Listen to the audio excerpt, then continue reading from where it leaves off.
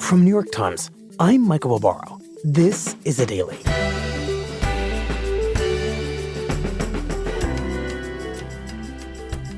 Today, a major new study has revealed in staggering ways just how much elite college admissions in the U.S. systematically favor the rich and the super rich. My colleague, David Leonhardt, walks us through the data and explains why the study is fueling calls to abandon long-standing practices like legacy admissions.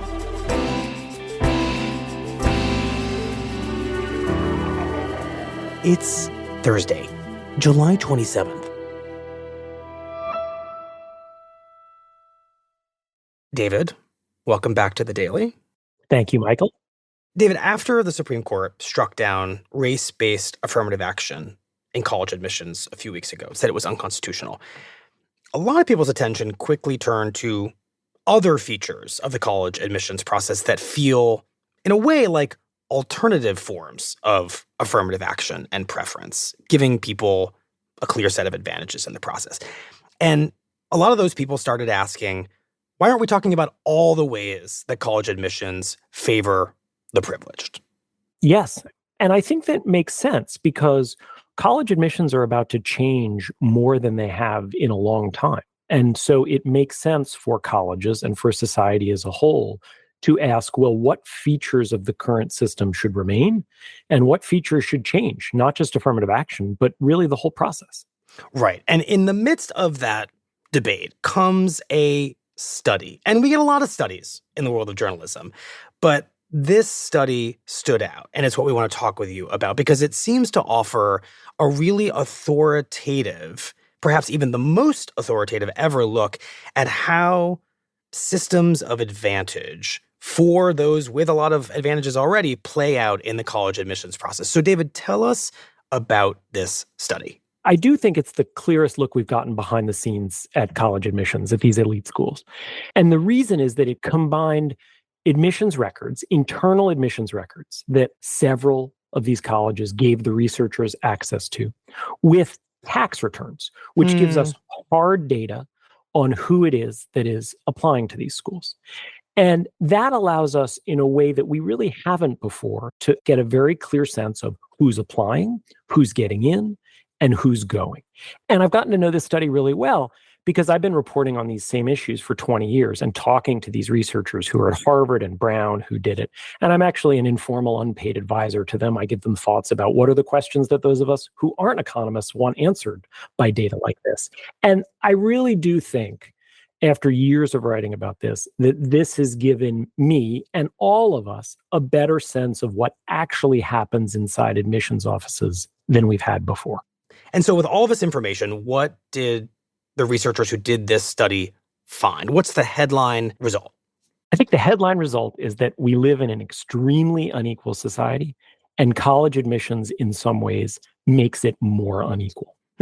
So affluent kids are on average much more qualified than less affluent kids. They have better academic qualifications by any measure, grades, SAT scores, essays.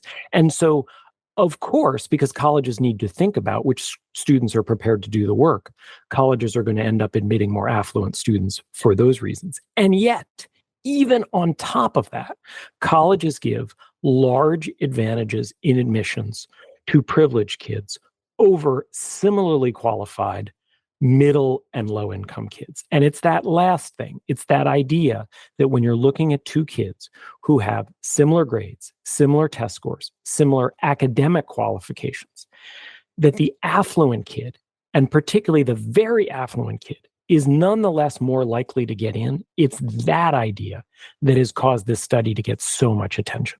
And David, can you quantify the advantage that this study found? Walk us through some of the numbers that this study produced. So the way that I find most helpful is when they look at a typical class at an Ivy Plus college. So those are the 8 actual Ivy League schools, plus Duke, the University of Chicago, Stanford, and MIT. When you look at the typical class at one of these colleges, about 9% of the students come from the top 1% of the income distribution, meaning they come from families earning more than $600,000 a year, and didn't get in because of their academic qualifications.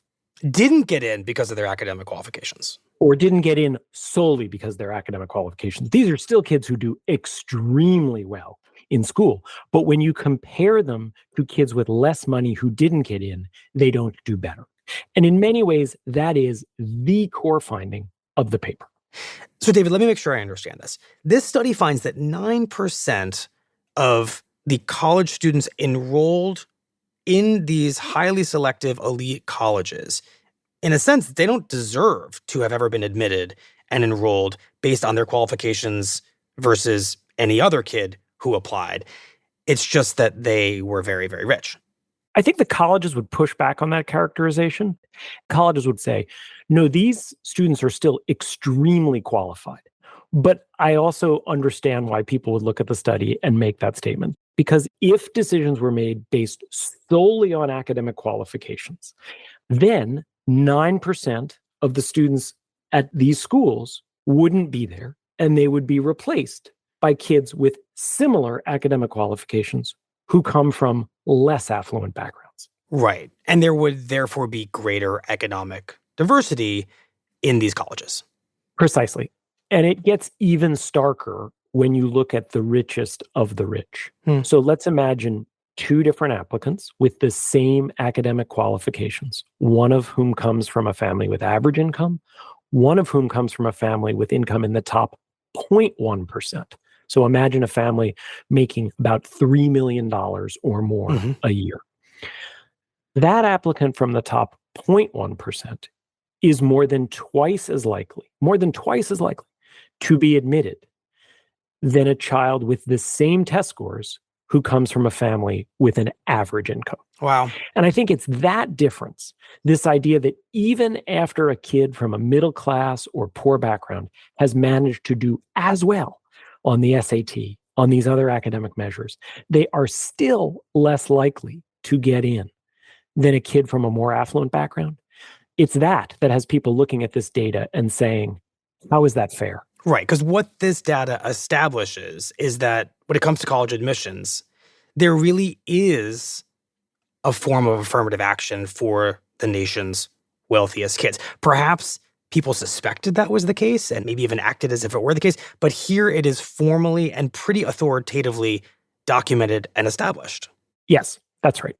But David, as you've been talking, something's been bothering me, which is that a lot of these elite, highly selective colleges that we've been talking about, that this data is drawn from, they say, and they say it very proudly, that they are need blind when it comes to admissions, which means that technically speaking, they are not making admissions decisions based on income at all. In fact, they're supposed to be, as that phrase suggests, blind to it. So how does the study explain this level of advantage for those who are rich when the process is supposed to be blind to their financial background? What does it cite as the causes of it?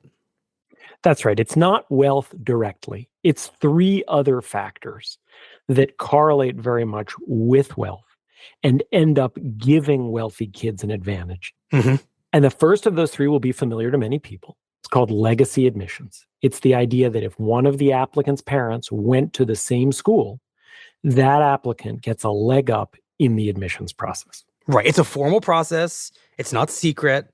And it's been around for a long time. That's right. It's the official policy of most of these schools. And of course, legacy students, almost by definition, are likely to be coming from well-off families. Not all of them, but many of them. So this policy kind of guarantees a preference for a fair number of rich applicants. That's right. The legacy population skews more affluent than the population as a whole. And this study tells us that legacy applicants get a leg up. Now, it's nuanced. And I think this surprises many people. If you went to one of these schools and looked at the students, as this study did, the average legacy student has higher academic qualifications than the average non-legacy student, which again is a reflection of American inequality, right? If you have a parent who went to one of these schools, you often will have had a better education growing up. And in fact, many of the most qualified students at these schools, the students who do the best, not only in college with grades, but after college with the kind of graduate schools they go to or the jobs they get, they do really, really well. The issue is the colleges also admit a fair number of legacy students who are not there solely because of their academic qualifications, but they're there because of a mix of their academic qualifications and their legacy status. Right. And what the researchers estimate is that about half of the legacy students at these schools wouldn't be there without the legacy advantage. One of the other things that the study shows, and we know this, is that the American elite comes disproportionately from these Ivy Plus schools. And so the students who are being admitted are absolutely qualified in terms of a basic sense. Can they do the work? Do they have truly excellent academic outcomes in high school? They do, including the half of legacy students who wouldn't be there without the boost. But the issue is that this is a scarce resource. And what colleges are doing, the researchers argue, is they are concentrating opportunity among people who already get opportunity. Right. And that is something that is worth grappling with. Okay. So that is legacy admissions as a force for reinforcing privilege in the admission system. What is the next factor that the study cites to explain how these schools are perpetuating privilege? I describe the second factor as private school polish. And that's the idea that the students who are applying from private schools, both day schools and boarding schools, so think of Andover, or in New York City, think of Dalton. In Los Angeles, think of Brentwood.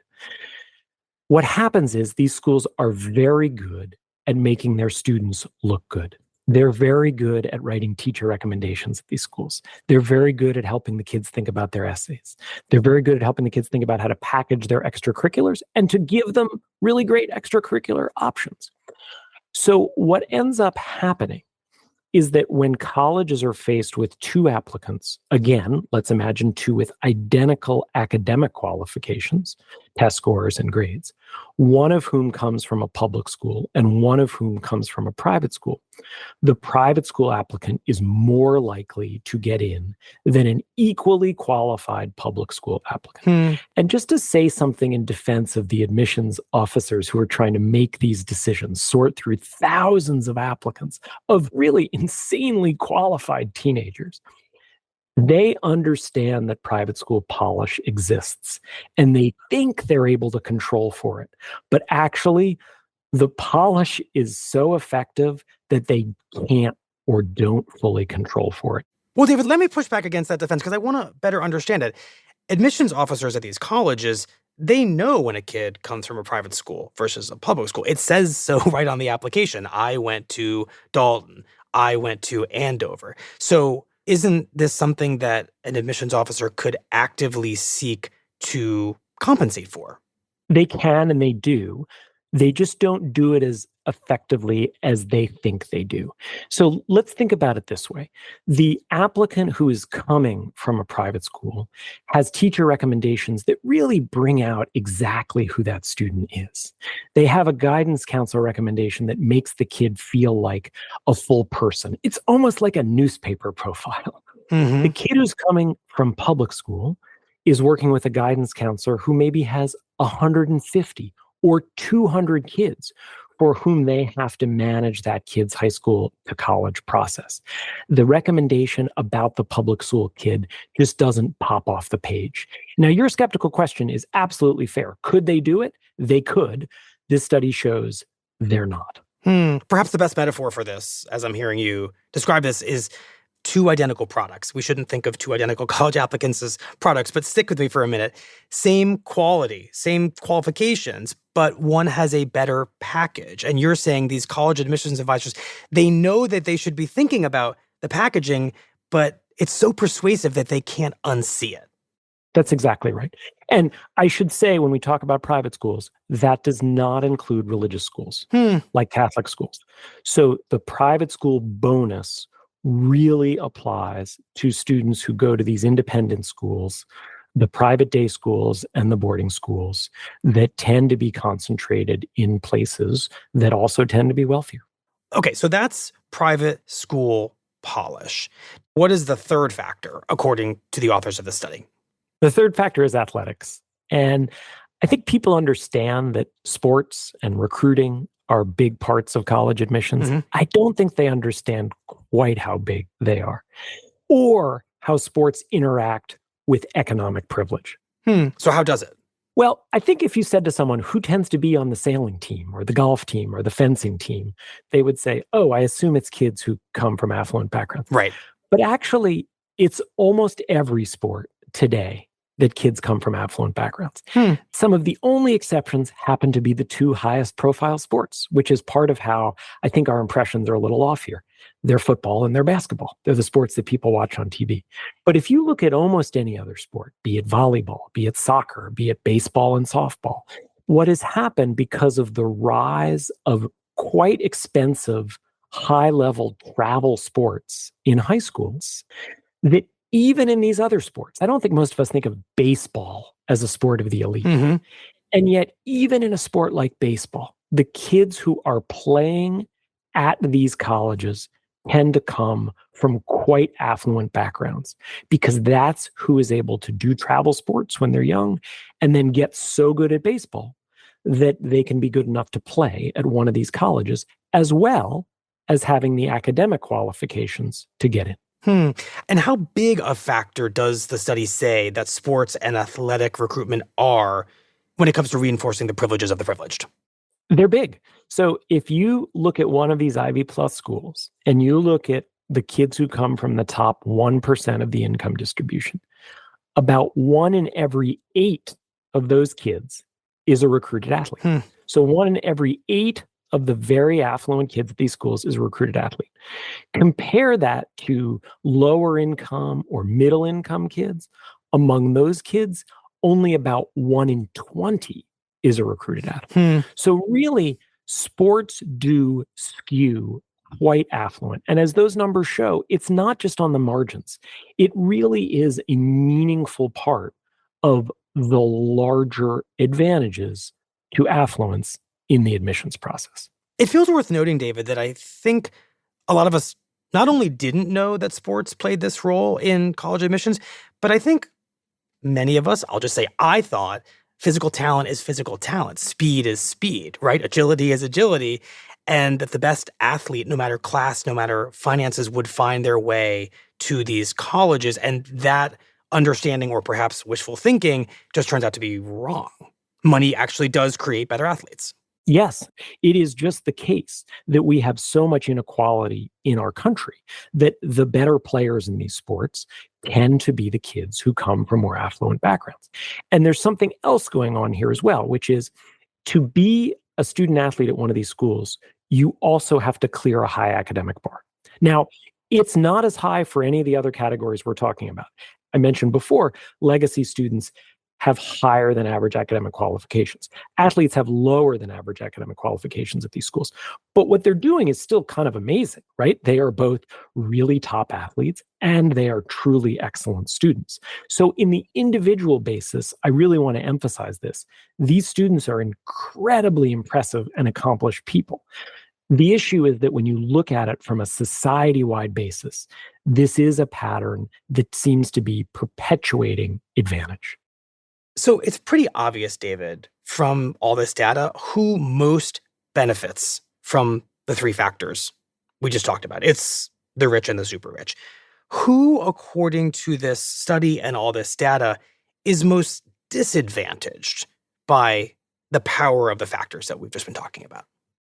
I think there are a couple different answers to that question, and this is a really complex subject. If we restrict ourselves to the students who actually apply to these schools, the most disadvantaged is what we would call the upper middle class. It's the students from roughly the 70th percentile to the 95th percentile of the income distribution. And so what happens is when the colleges are looking at students who all have the same academic qualifications, the biggest advantages go to the very wealthy kids for the reasons we've talked about. And the colleges also give an advantage, a smaller one, but still an advantage, to lower income kids. And I think a lot of people, including college leaders, would say that's appropriate. These kids have been running with wind in their face their entire lives, and they nonetheless excel. Who that leaves out are the upper middle class kids who they don't have the advantages of the very rich. They haven't overcome disadvantage like low income kids have.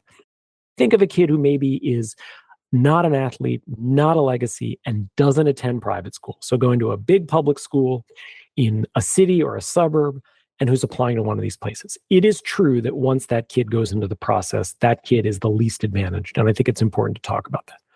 I would just be careful. It's not the case that upper middle class children growing up in America have less opportunity overall than poor children. Right. Because we're already restricting ourselves to the children who apply to these schools. Poor kids have much less opportunity to do well in school. Actually, even if they do well, they're less likely to apply to these schools than upper middle class kids are. So depending how you look at it, you can either argue that poor kids are the most disadvantaged, or if you look at just the admissions process, you can argue that upper middle class kids are the most disadvantaged. What's clear is that very wealthy kids, the top 1%, and particularly the top 0.1%, are the most advantaged. Right. But just to linger for a moment on the upper middle class kids who are applying to college and hearing this conversation or hearing about this study, it may very much pain them and their families to discover that what they believed was an economic position that conferred opportunity has, in terms of college admissions and enrollment, become a kind of disadvantage given the way the system is now constructed. Yes. And I think another way to think of that is that if the privileges for the top 1% in this process were to go away, the beneficiaries would not merely be low-income kids. In fact, some of the biggest beneficiaries for these large advantages for the very rich might be the merely affluent. I think that if all colleges did were change their approach to private school polish, or all they did was get rid of legacy, or all they did was change their approach to athletics, we shouldn't assume that that would immediately allow a lot more low-income kids to come to these colleges. We shouldn't assume that it would allow a lot more underrepresented minorities to come to these schools. It would certainly make that easier by opening up more spots, but it wouldn't guarantee it. And so what happens on these college campuses is really going to depend on the full picture of what colleges do after the Supreme Court ruling. And how many of the systems that we've been talking about they are willing to take on, fix, reform. Change, yes. And one of the things colleges will tell you is that some of these things are harder to change, in their view, than many outsiders think they are.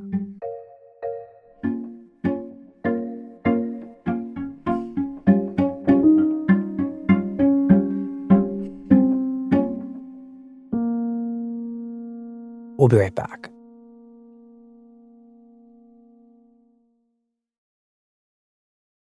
So, David, let's talk about why all these systems of advantaging the well-off, it turns out, are harder to change than we might think. And I think we have to start with legacy admissions, which very much seems like low-hanging fruit if you want to reform the stuff we're talking about. So how do colleges think about legacy admissions, and why wouldn't they be pretty quick to just eliminate it? I think when a lot of people look at legacy, they say, how could this possibly exist? Part of the answer is it's not something that colleges invented. It's actually the norm in American society. If you look around your company, there probably are people who work there whose parents also worked there. If you think about Hollywood or the top singers, a strange percentage of them had parents who were in the same business. Think about labor unions. One of the main ways that people have gotten labor union cards over the decades, going way back to the early 20th century and the rise of unions, was because a plumber had a dad or an uncle or a brother who worked in that same union. That was legacy admissions for plumbers. Right. And same for fire departments and police departments. Absolutely. That's the way the world works. Franklin D. Roosevelt was a legacy politician. So was Winston Churchill. Martin Luther King was a legacy minister. And I think, although we can look at that and we can say, wait a second, is that fair? It actually has enormous benefits when people feel a long-term investment in an institution. We saw this during Trump's impeachment. Who were the Republicans willing to stand up and actually vote to convict Trump? Many political analysts pointed out. They were people whose parents had been in politics. Mitt Romney and Liz Cheney are legacy politicians who felt a larger commitment to the enterprise that made them willing to do something that was hard. Fascinating. This exists in a very real way for colleges. The people who are willing to volunteer their time, the people who attend sporting events of the college, the people who volunteer in all kinds of ways and raise money for the colleges, the people who help make connections to help recruit a faculty member or help the college in some other ways, are often people who don't simply feel a one-time connection to that school because they went there, but they feel a multi-generational connection to the school. And yes, fundraising is part of this. It absolutely is. It's an important part of it. A family that has sent multiple generations to the same school, if that family happens to have someone who goes off and gets really rich starting a new company, they're much more likely to give money to that school. But I think people misunderstand it when they think of it as just a financial transaction. And they misunderstand it when they ask, why are colleges doing this? The answer is healthy institutions in all kinds of realms of society tend to have people and families who feel a long-term connection to and investment in those institutions. So in the minds of these elite, highly selective colleges, there's a real and tangible virtue to legacy admissions that's, as you're saying, not just financial, but cultural and institutional, despite the pretty clear ways in which it furthers the advantages of the rich. Yes. And let's also think about the way that these schools have changed. These schools have become a lot more diverse over the last several decades. So yes, legacy still disproportionately benefits white applicants. But with each passing year, it benefits white applicants less.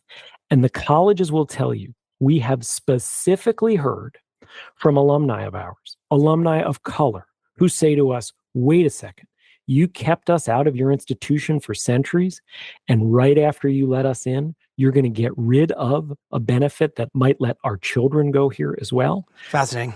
That is another way in which the politics of this are quite complicated internally for colleges. So given all that, do we think that legacy admissions, however much people see it as contributing to all this privilege in the process, is likely to persist forever? Not necessarily. The outcome here is genuinely uncertain, which is part of what makes this so fascinating. Political pressure against legacy admissions really is rising. Wesleyan University, an elite college in Connecticut, just announced that they're getting rid of it. The Biden administration just announced that it is launching a civil rights investigation of Harvard's use of legacy admissions. We don't know what's going to happen, but I think it's fair to say that the legacy system is more vulnerable than it has ever been before.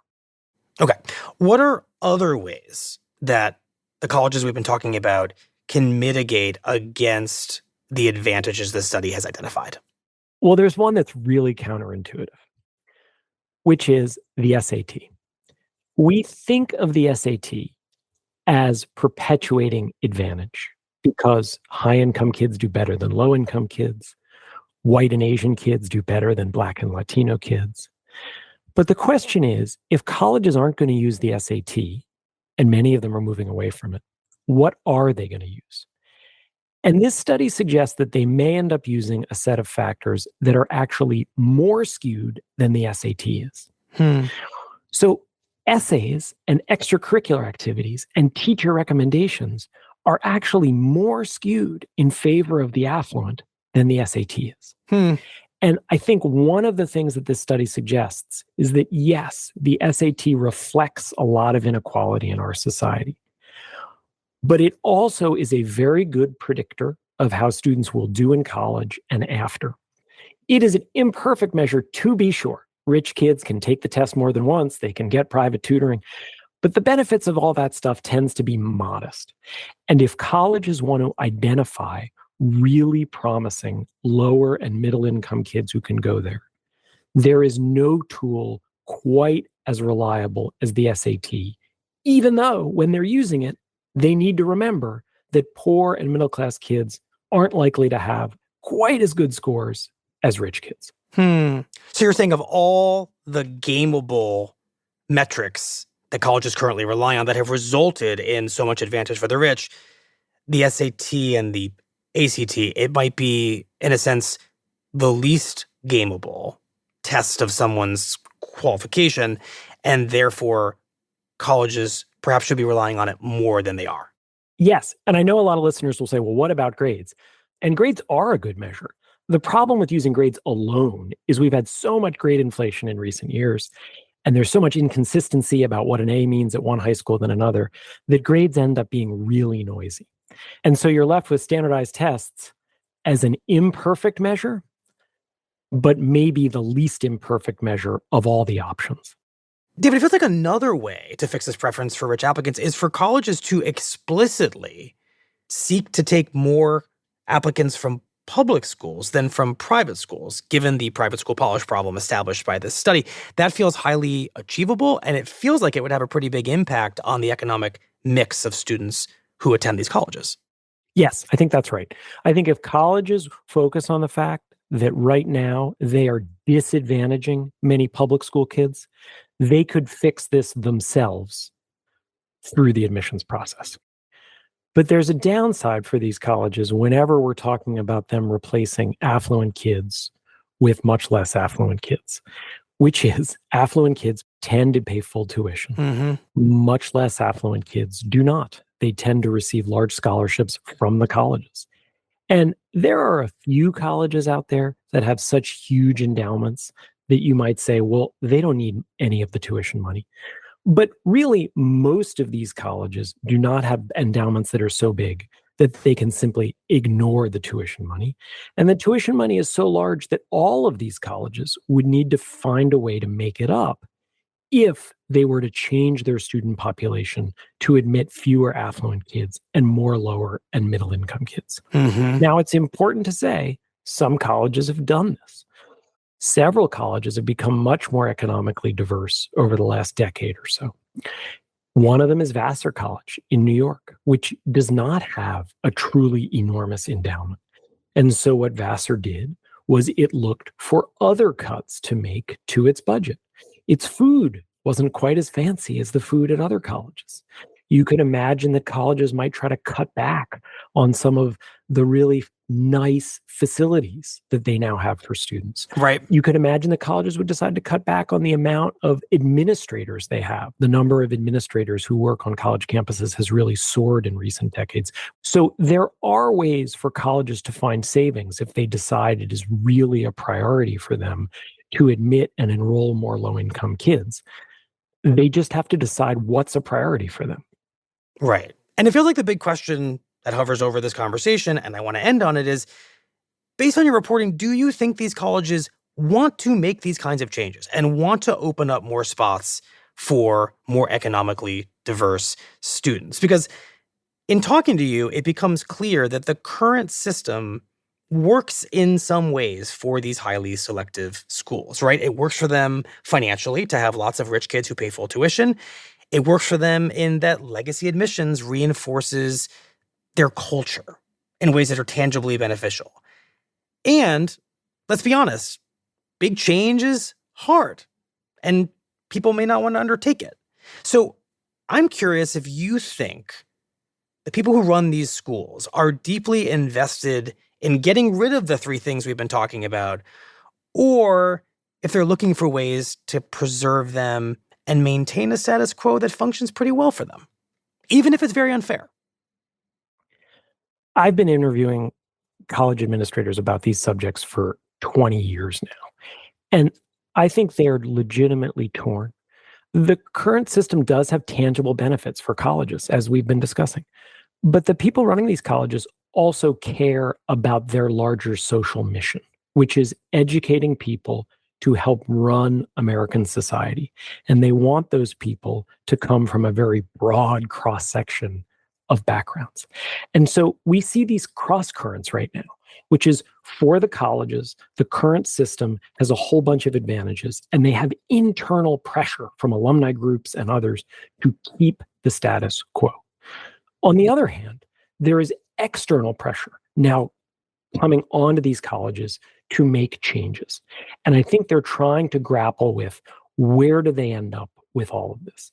I think what many critics of the current system would say, including some of the researchers who did this paper, is they really have room to move toward more fairness. Raj Chetty, who's a Harvard economist, is one of the people who did this research. And what he said to me was, we don't need to put a thumb on the scale in favor of the poor. We just need to take the thumb off the scale that colleges, perhaps inadvertently, have put in favor of the rich.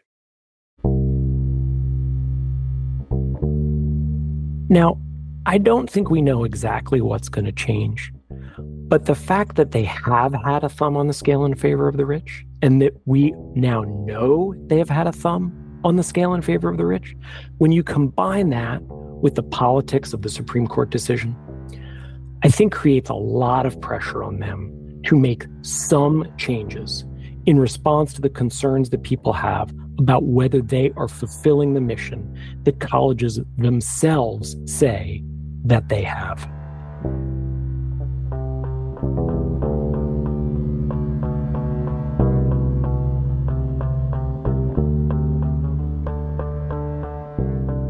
Well, David, thank you very much. We appreciate it. Thank you, Michael.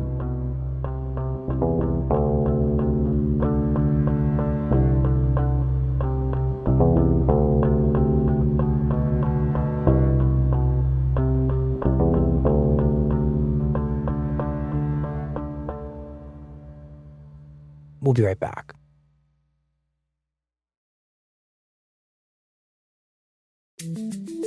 Here's what else you need to know today.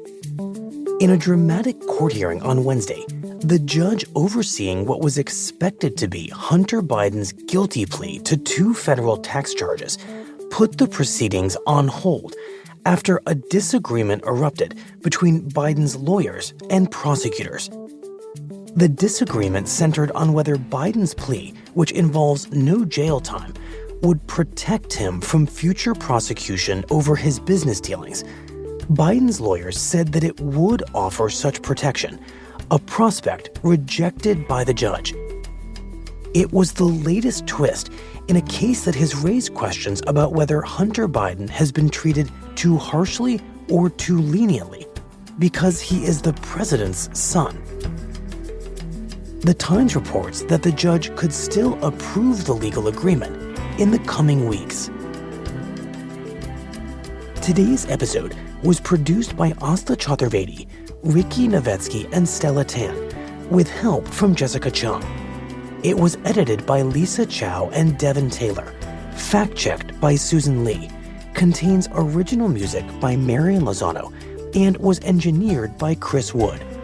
Our theme music is by Jim Brunberg and Ben Landsberg of Wonderly.